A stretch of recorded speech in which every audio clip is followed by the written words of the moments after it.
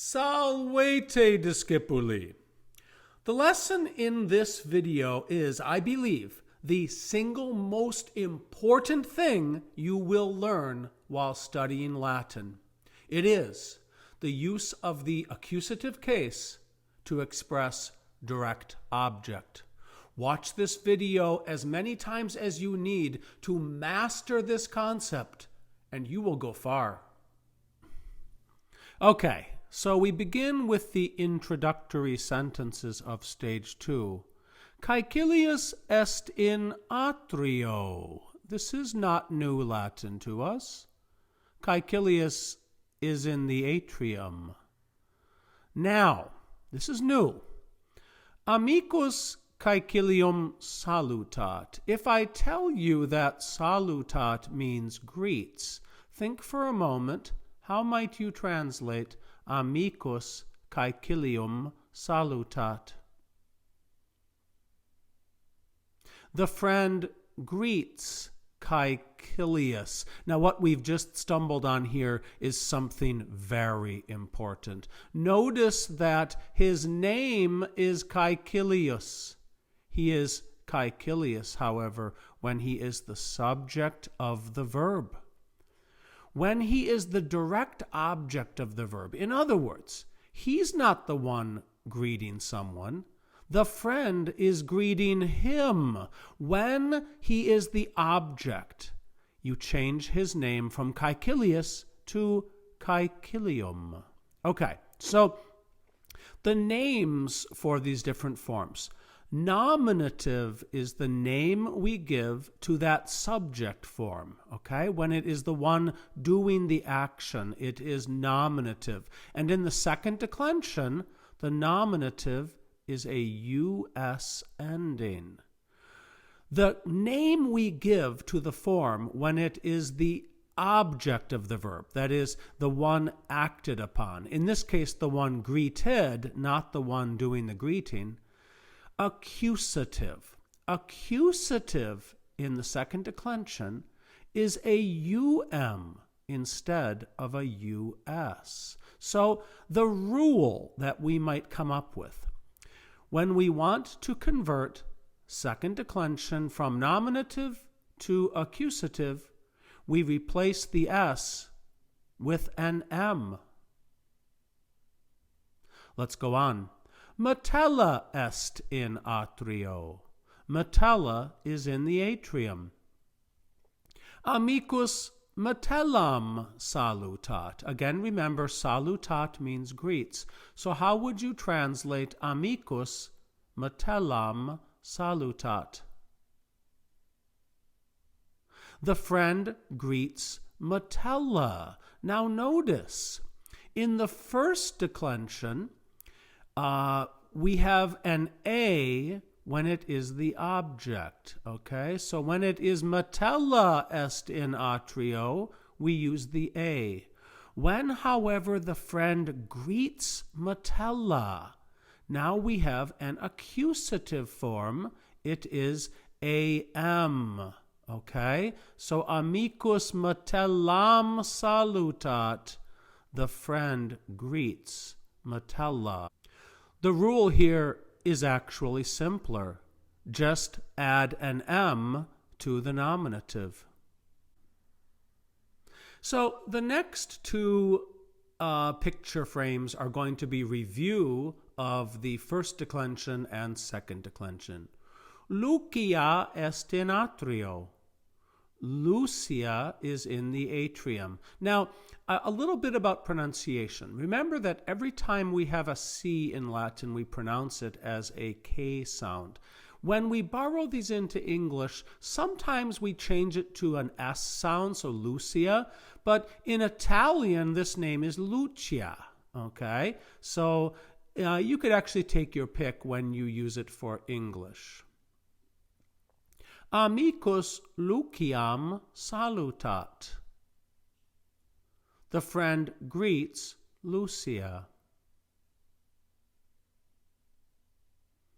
Servus est in atrio. The slave is in the atrium. Amicus servum salutat. The friend greets the slave. So again, we've seen that the first declension, Lucia, became Luciam when it was the object form. Servus became servum when it was the object form. Canis est in atrio.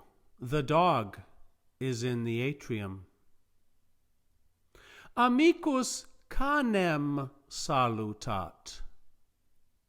The friend greets the dog.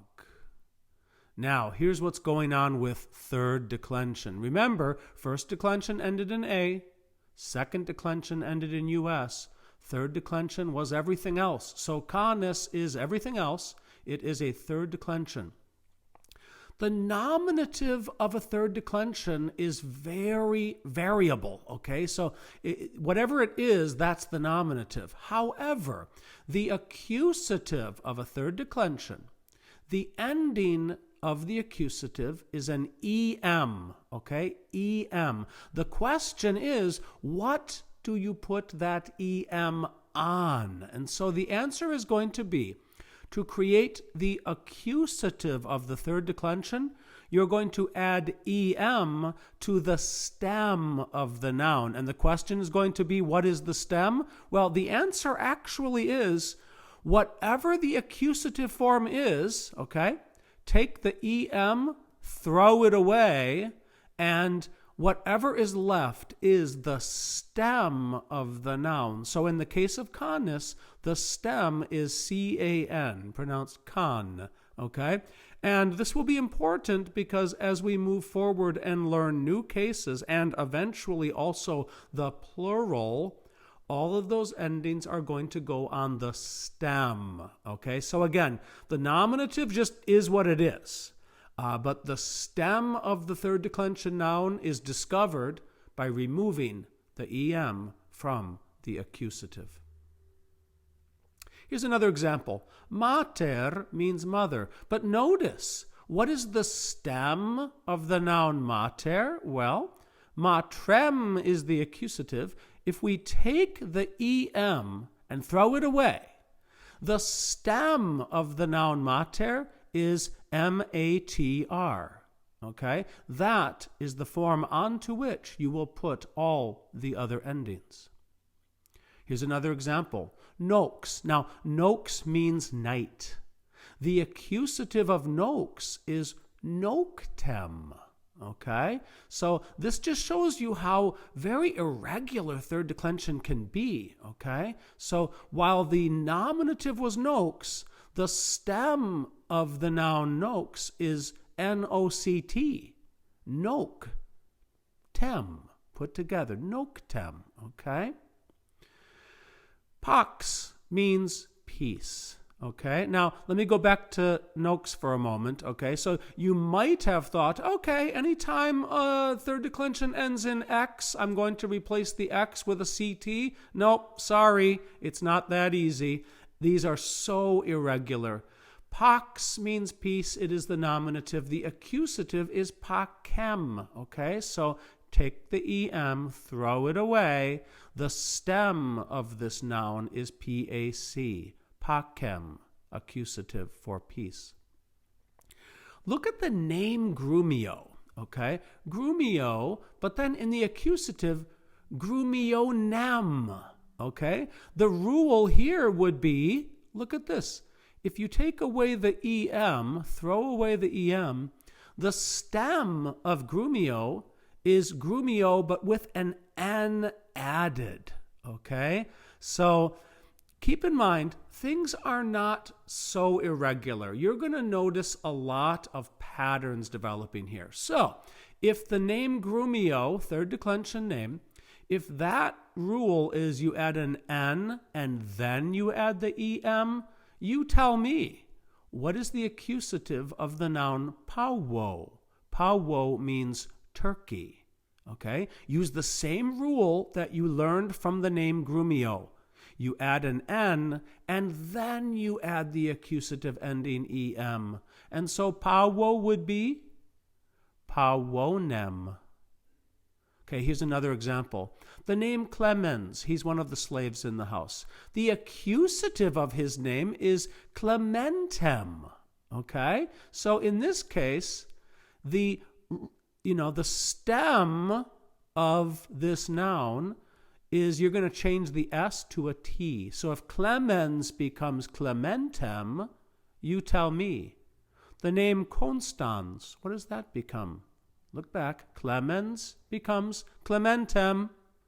Constans becomes Constantem. Okay, so we have now seen the accusative of the first, second, and third declensions. The remaining sentences of these introductory sentences are just going to give us some more practice, and then we will wrap up with a review of all we have learned. Coquus est in culina. The cook is in the kitchen. Metella culinam intrat. Metella enters the kitchen. Grumio laborat. Grumio works. Metella Grumionem spectat. Metella watches Grumio. Quibus est paratus. Now, see if you can take a guess before you would look up the word. What does the word paratus maybe remind you of? Quibus means food, so the food is what? The food is ready. Metella quibum gustat. Metella tastes the food. Now, we'll be talking more about the word gustat. Students frequently get this word wrong in vocabulary assessments because gustat does become the verb gustar in Spanish, okay? In Latin, it means tastes, not likes. Grumio est anxious. Look at his face. Look at his face. He's anxious. Take a wild guess based on perhaps words in English that look like anxious. Grumio is anxious or nervous. Metella Grumionem laudat. Metella praises Grumio. He is a very good cook. Amicus est in horto. The friend is in the garden. Now, if vocat means calls, what would Metella amicum vocat mean? Metella calls the friend. Okay, so let's review what we have learned in stage 2. The normal word order is subject, object, verb. Here is an example. Amicus Caecilium salutat.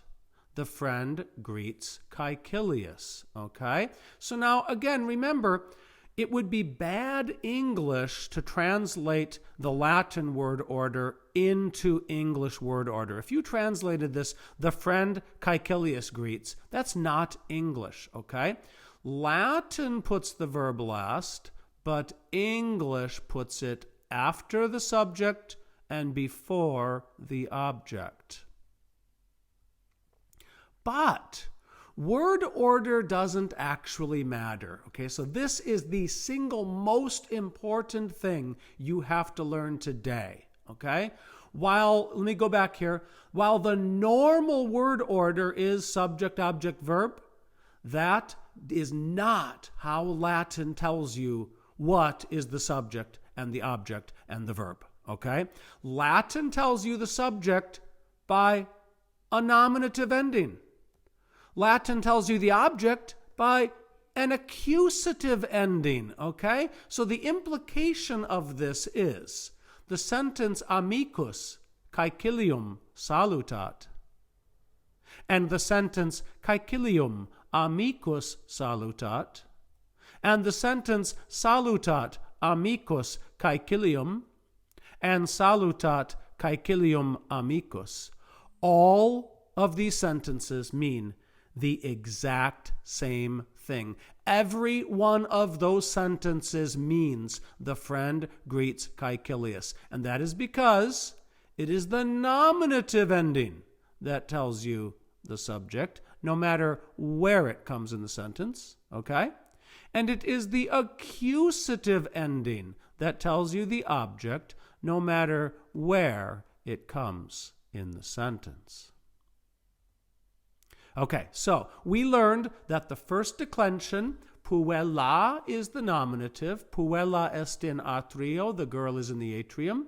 But Metella puellam salutat, the Metella greets the girl. And so you're going to want to now memorize all these endings. Nominative puella, accusative puellam. Second declension, we learned that servus est in horto, the slave is in the garden, but Caecilius servum laudat, Caecilius praises the slave. And the nominative is servus, the accusative is servum. Third declension, mater est in triclinio, the mother is in the dining room, but amicus matrem salutat, the friend greets the mother.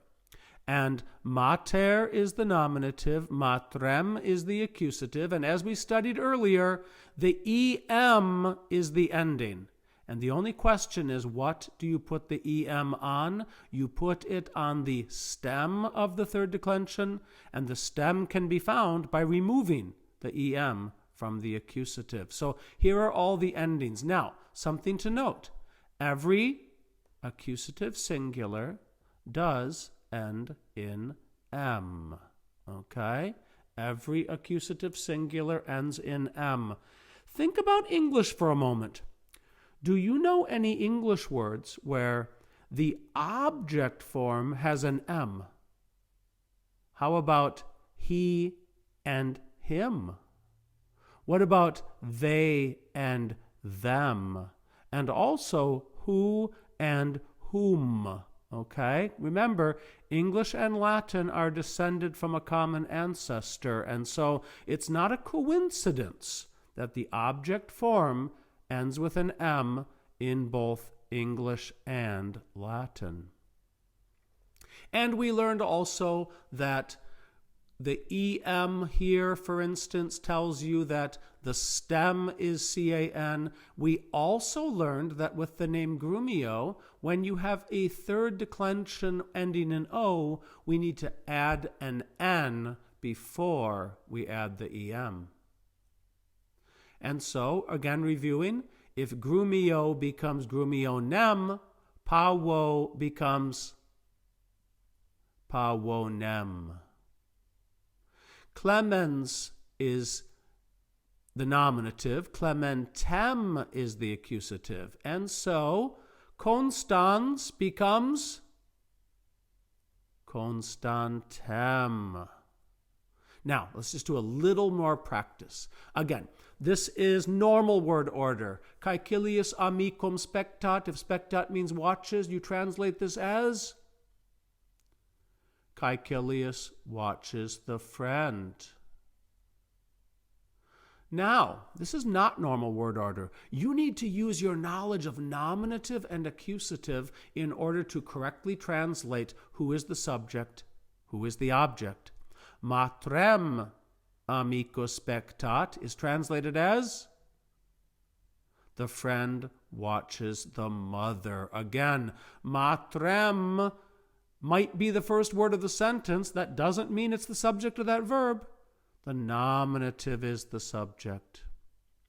Laudat servum Metella. Use your knowledge of nominative and accusative. Metella praises the slave.